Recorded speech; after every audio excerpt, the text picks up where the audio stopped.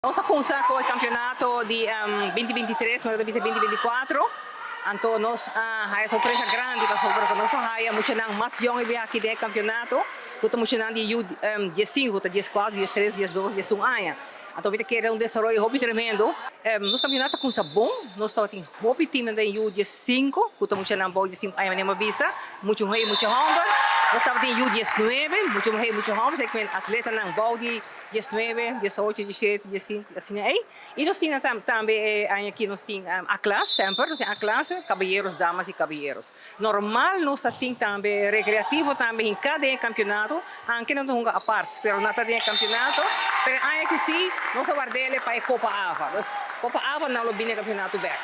O campeonato que começou em novembro ano passado. Onde nós arrumamos eigenlijk quase todos os aqui no colégio. De bem na sala não que nós estamos klein na Santa Cruz e na Norte. Mas aqui na sala está tremendo. Vamos arrumar eigenlijk wega não, dois wega à parte, quatro times na arrumar. Sala tem calor, pero é wega não está bom. Hopi público, mas na noite final está uma surpresa grande. Voral ora com o público a bem para o youth não. Então você me está hopi contento mês. Na Aruba e quase do Caribe, nós estamos começando com o deporte de voleibol, ora hoben até 14, 15 anos. Então isso está muito late. Se você na América, na Europa, etc., você mira com China, Japão aqui também, você mira com atleta com 6, 7 anos. Mas eu sei que o bom mestre tipo atleta não com força, como treinar muito de idade. Então, sei nós temos escassez de gelo.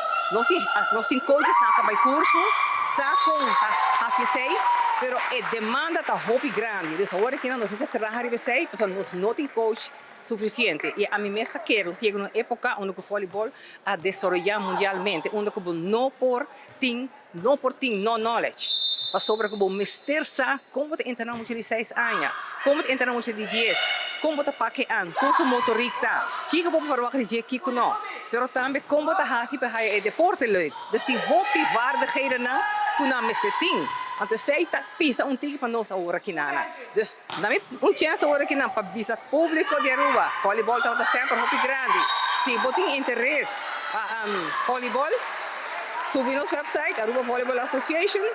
Of dá-nos call 567-8955 para sobre que nós temos demanda para treinador.